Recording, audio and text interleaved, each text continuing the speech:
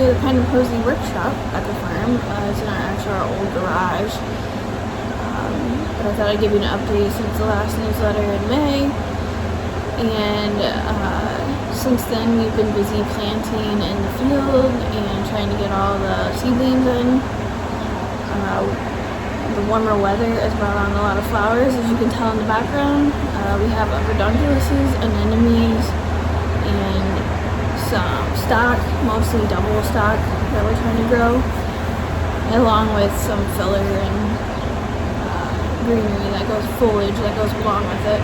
Been busy going to farmers markets, and we hosted the season opener here at the farm, and we were super happy with the turnout and people that came and visited the farm. And hopefully, if that was you got to meet us and maybe answered some of your questions and got to see what the growing field is like, what the property is like, what kind of flowers we grow, that kind of stuff. We kind of are tentative planning to do a bouquet bar in July on the farm. That's the next kind of event. We'll see how the baby comes and how everybody kind of bounces back from that before we officially publicize that, but that's kind of the tentative plan, is to either hold it on the 4th of July weekend or the following weekend. Because the baby's coming pretty soon, we're kind of taking it slow this summer. We're still doing the CSAs and filling orders, but we won't be at the farmer's market until I think the second week in August, maybe. It's like the 13th. And we kind of then hit the ground running again for fall. We have dahlias planted in the garden, or soon will be. And we have lysianthus, and we have some zinnias and some later growing fall sunflowers, even some later fall flowers. And we will be doing a fall finale at the farm in October.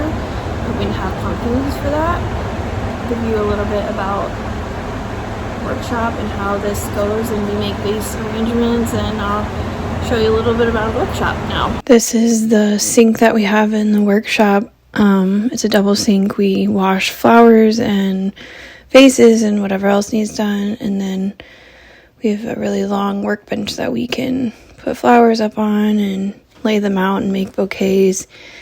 We can work on multiple vase arrangements and everything at the same time.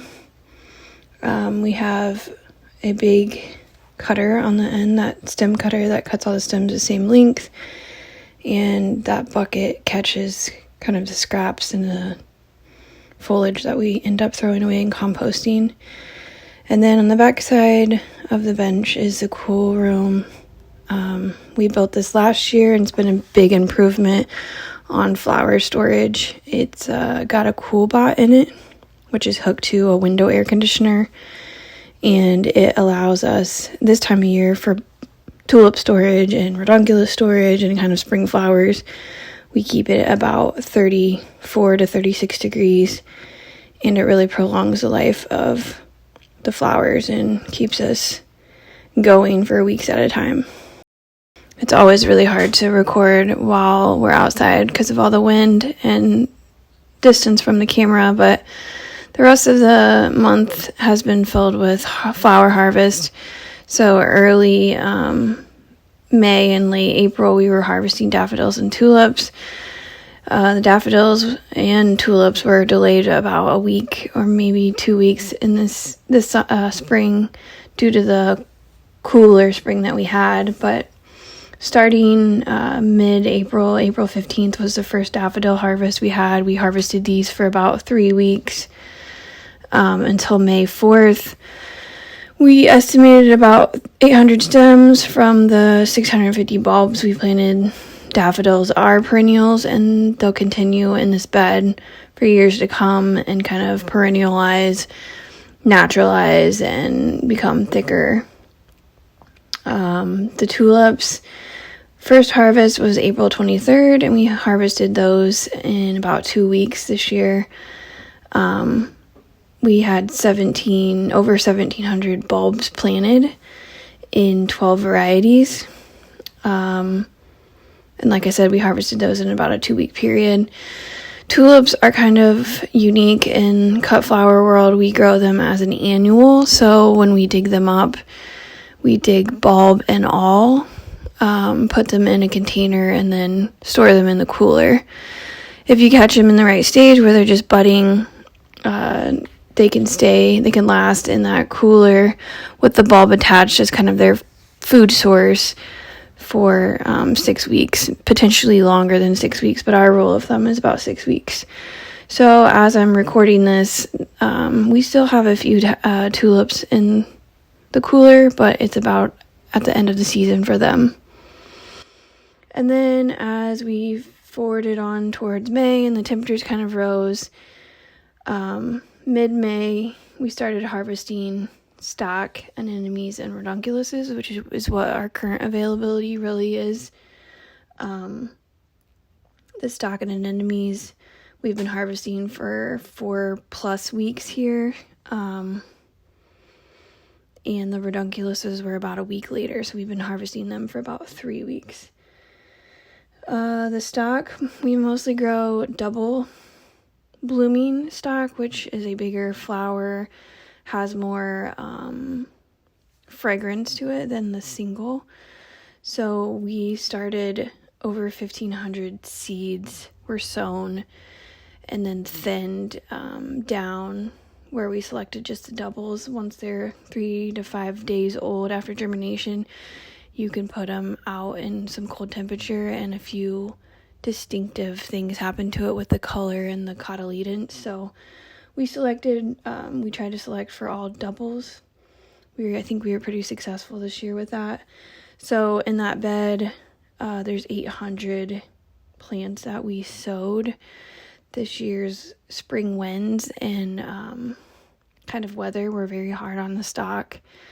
We did get them covered later, but the damage was kind of already done. So of those 800, definitely not all that full row survived, but we did plant 3 varieties, and we've estimated that we've gotten close to about 300 stems. Stock is a 1-stemmed flower, so each plant only produces 1 stem.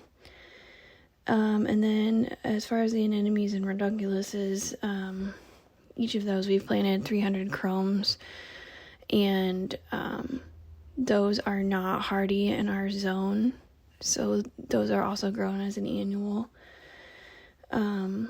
We pre-sprouted those all in late February and indoors under lights, and then 2 weeks later on St. Patty's Day, they were transplanted outside and grown under a hoop.